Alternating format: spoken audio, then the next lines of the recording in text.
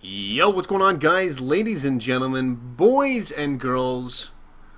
Today we are joined by Stefan, aka from MysteryGamers.com, and you guys all know me as JP the Skype guy. And today what we're going to be doing, really simply, is we're going to be doing some reviews. We're going to be doing some reviews for Tera Online Guild Wars, the new Family Guy MMLOL. It's very interesting the way they named it that. And we're going to be doing some Guild Wars because Stefan has had some access to the beta and all that good stuff. He's actually pre-ordered the game. So let's go ahead and get started. Stefan, brother, how are you doing? Pretty damn good. Let's get this review on the way. Sounds like a plan. Sounds like a plan. So let's go ahead and talk a little bit about Tera itself. So anyways, I have been playing Tera for a fairly bit, as you guys probably may or may not know. And I'm currently right now at level 30. And Stefan, you're currently, I know, a little bit lower of a level. And maybe you can talk a little bit about the fact that, is it still a grind fest? Is it still one of those type of things that you need to really... you know, grind, get the levels, do the levels, go hit this guy, or is it more of, you know, you're gonna have to party up with people, do what you got to do? And maybe you can talk a little bit about the GVG that we actually had started. Yeah, so we did start a GVG just for the fun of it, and despite you actually theoretically winning, somehow it gave us a draw, which I still don't understand exactly. And I mean, the whole guild versus guild battles, the fact that it costs 3 gold to start one and it lasts only 1 day, especially at lower levels, can make you bankrupt pretty damn quickly, which wasn't good. As for the quests, though, it's kind of become more, the higher level you get, it's still grinding, but it's party grinding. You have to do it in a group, otherwise you just die instantly. The monsters get bigger, the monsters get a lot stronger. A lot stronger? Okay. A lot stronger. All right, and I can actually testify to that. I mean, at level 30 currently right now, the level that I'm at, and keep in mind, guys, we are on a PvP server, and I'm seeing a lot of level 40s, a lot of level 50s in my area, and it makes it for, you got to really be strategized. You got to strategize yourself to, you know, get out there and, you know, you're seeing yourself a level 50, you're seeing a level 40, and you know for a fact that you're going to actually get one-shot. And I actually tested that theory out with... a guy I saw, he was level 50 and he had some infamy, and as everybody knows what infamy means, basically it is if you go around, you flag yourself, you kill somebody, and you are an outlaw, you get infamy. It's that simple. If you're on a GVG, you don't get infamy. But I had actually hit him a couple times, and literally I was doing next to no damage. I think at some points in time I was doing like 5 or 6 damage to this guy, and with my best attack, my attack that I typically do around 17 to 18k damage, I was only doing around 300 or 400 damage. So the level difference is immaculate. Literally, if you are 2 levels higher, you can pretty much one-shot anything in the game, as long as it's another character in the game and not an NPC. So I mean, that's that. A lot of crazy things that are happening with Tera currently right now. We actually just read something on their Twitter. Do you want to let us know a little bit about that? That they're doing something with the whole, you know, merging yourself. You can switch servers or something like that. I don't know. Maybe you can talk about that a little bit. And so I did promise that you could change servers when the game launched, just so you could, I guess, change between PvP, PvE, all that kind of stuff. But there was an issue, I guess, with the PvP servers, just because they were flooded and there were so many queues that they didn't want to kind of transfer characters over to that point. But they're doing it now. They're doing it for all the major PvP servers, Jagged Coast, Valley of Titans, whatever the third one was, something Basilisk, which I can't remember now. Okay, no worries. That's terrible. Yeah, but, no, it's all good. That one. And so there you go. So I mean, they are having a little bit of issues, but keep in mind, guys, in the very early stages of the game officially launching. So you guys got to keep in mind that it's just going to be like that. Every single game goes through that, you know, which is actually going to lead us right into our next game that we're going to be talking about. But I mean, there's World of Warcraft that had some issues when they first got started. I mean, people don't remember it because the game's been out for such a long time. And I mean, now there's next to no issues. Yeah, still there's issues, but there's not as many. Speaking about issues and games that have lots of issues currently right now, why don't we go ahead, Stefan, and I'll toss this over to you. I know that you had pre-ordered the game Guild Wars 2. Maybe you can tell us a little bit about the process that you took, you know, what you ordered, what you got access to, and maybe talk a little bit about the game itself, because I know you had some time to actually play the game. So, I mean, Guild Wars 2 pre-orders started about a month ago, probably at this point, and of course, typical kind of things. There was the standard edition, there was the premium edition, I think, and the collector's edition. I was went for the very, very simple edition, which allowed you to get early access to their betas, and they're doing these kind of typical beta event weekends, once a month at the moment, though. And I guess the first one, everyone was really pumped about it, and the fact that they really hyped it up a lot on lots of sources made it seem like it was, an awesome, polished game already almost. And then when you start playing it, you realize that there were some flaws and definitely some textures which could have looked a lot nicer. I mean, like I know Guild Wars 2 and Guild Wars in general like always focus on the kind of concept art and like really almost hand-drawn painting looking backgrounds. And those look pretty nice, but I just didn't like the fact that it was just kind of compared to Terra, especially after playing Terra, it really ruins it Hmm. just because of the fact that you still have the typical click to hit kind of mentality. Oh, so Um, you gotta target your player. You gotta target the you got to NPCs. target. Hmm. You got to Okay. target. However, I mean there were a few things which Terra doesn't do, which I liked about that actually about Guild Wars 2, which is you can actually cast while like jumping or rolling Oh, that's or interesting. That should probably make interesting for PvP. Now, yeah. how is the PvP in Guild Wars? Have you had a chance to test that out yet, or no? I didn't actually try like proper PvP or anything. I did, go and try to do the world events as they call them, or the kind of general events. Okay. And there's some pretty, and I mean like basically you walk around the map, and the more you walk around, the more quests you kind of find. So as opposed to like going, necessarily to like, oh, you go to this guy, he gives you a quest, you go to the next guy, gives you a quest, kind of like Terra does or any other kind of MO. It's more like you walk around, it says, there's a new kind of event in your area. And it might be just killing a boss, it might be retrieving something. So they just kind of throw quests upon you. But there are also actually people who do give you quests. So I mean, it's a mix between everything really. Interesting. And there are some cool areas where you can literally. It's not really grouping up. It's just you're there at the same time as a bunch of other people are there, and you're defending like a camp or helping out on a farm to get rid of like worms and So it's bears and more of stuff. a social kind of a questing system where you go and help Yeah, this guy, which is then gonna take say that now you get to go help out this guy, and then this guy's getting robbed, so you got to go help out this guy, and then this guy's farm's blowing up, so you got to go help him out. It's kind of that type of a quest system. There's not generic kind of. quest Yeah. system. Okay. No, no. All right. Well, that's fairly interesting. Do you think that this game has changed a lot since Guild Wars One, in a better way, or in a not so much better way?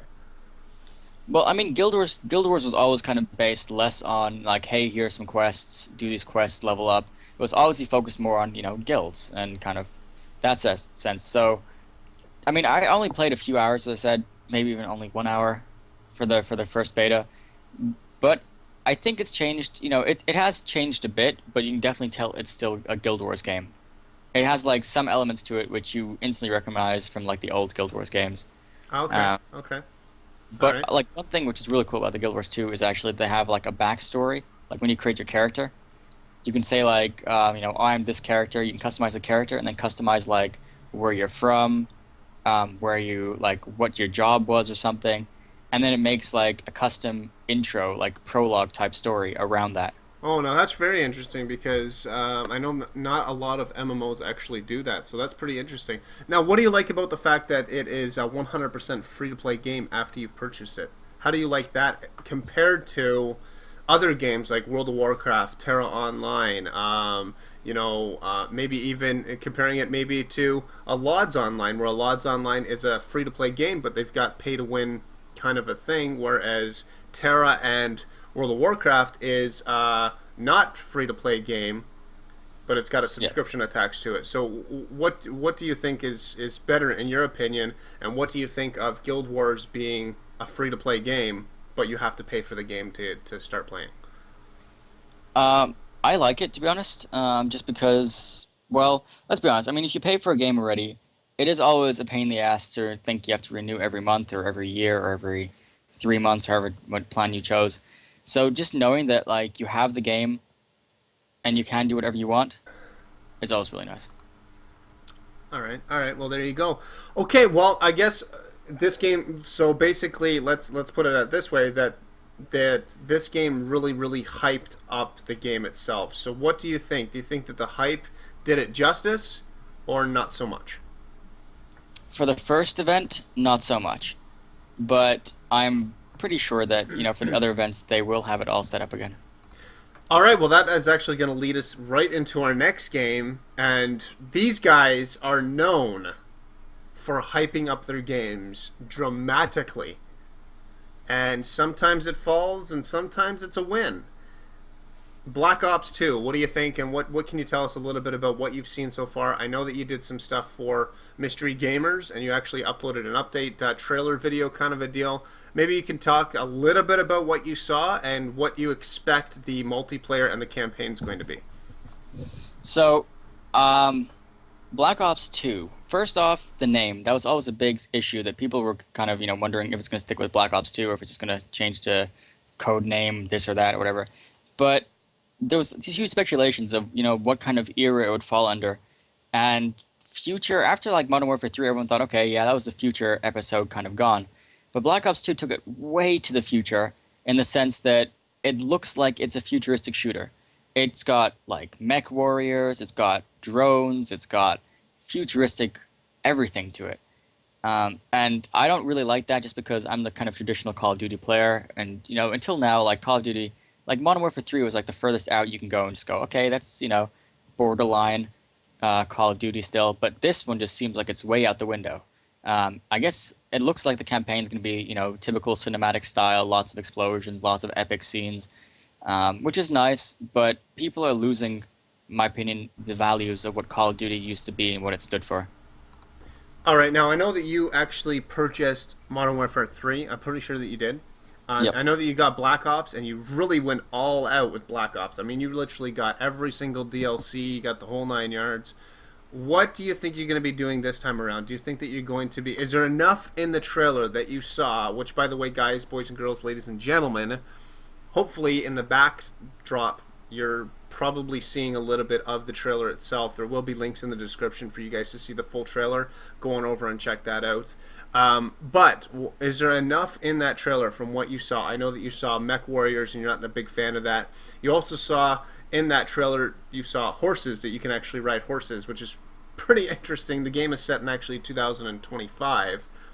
Is what you saw in the trailer, is it going to be enough for you to purchase the game, get the DLCs? Because we know that there's going to be probably lots of DLCs. I mean, it's Black Ops. It's Call of Duty. There's It's going to Call be of Duty. DLCs. Yeah. Is it going to be enough for you to actually purchase all of that? If so, why? If not, why?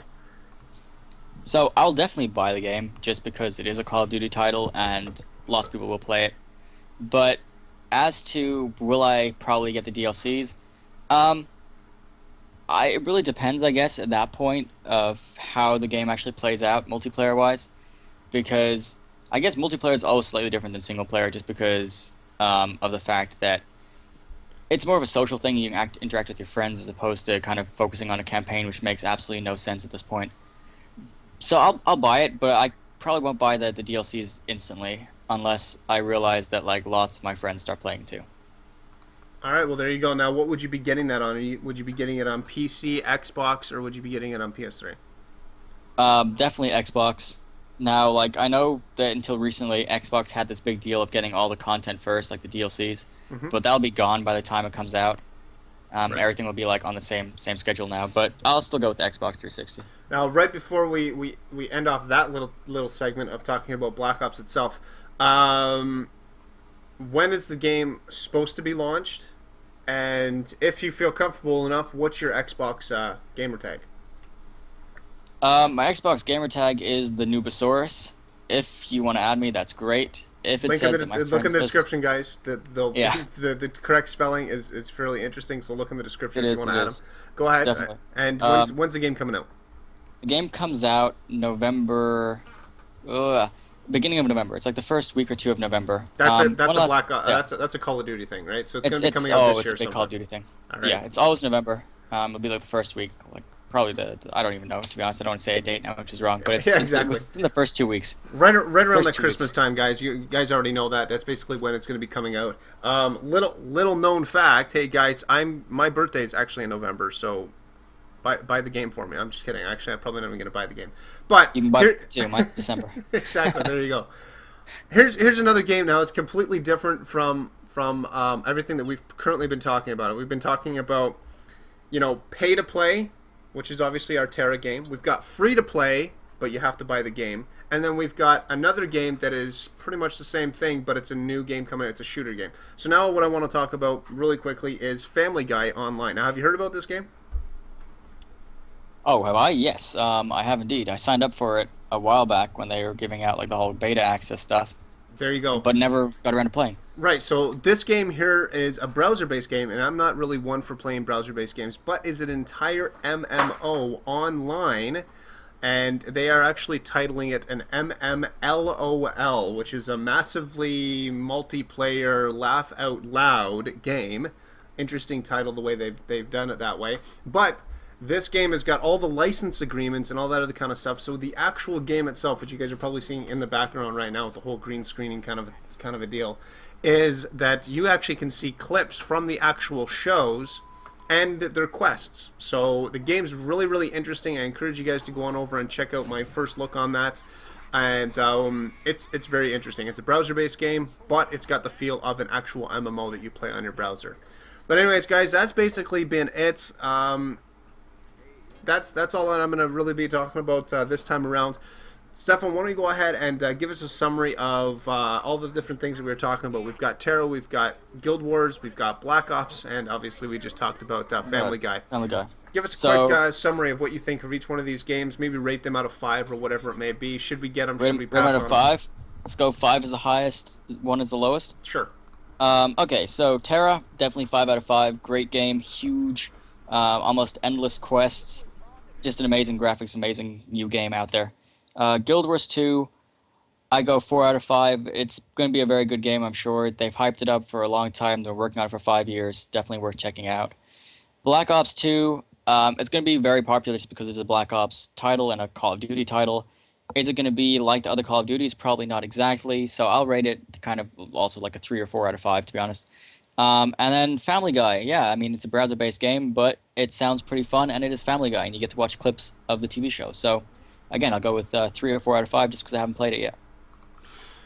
And there we go. That's basically it. Thanks again, Stefan. It's always a pleasure to have you on the show, and we'll basically just leave it off at that. Until next time, guys, I am JP, the Skype guy. Make sure you guys go ahead and follow us both on Twitter. We're both on Twitter. I know that recently, Stefan, you're up to around 30-something ridiculous thousand followers on Twitter. Make sure you guys go over and follow him. I've got around 1,500 followers. I'm not as good as you, but that doesn't matter. And we'll basically just go from there. So until next time, guys, I am JP, the Skype guy, and I'm signing out. That's it. Stefan? Goodbye. Later.